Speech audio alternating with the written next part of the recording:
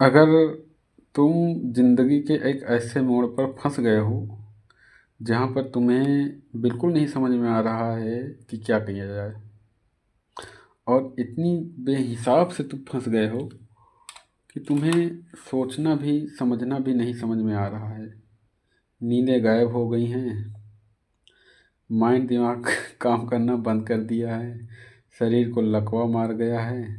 ऐसा लग रहा है कि कोई फूंक मार दिया हो और तुम अंदर से डर गए हो, किसी से बात नहीं कर पा रहे हो और एकदम ख़त्म जैसी ज़िंदगी तुम्हारी हो गई, ऐसा महसूस आपको हो रहा है।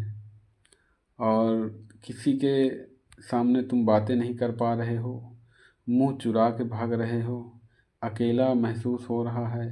तो तुम जान लो डिप्रेशन में हो, और तुम्हारा डिप्रेशन केवल एक व्यक्ति पार कर सकता है, वो है रजनीश ओसवाल।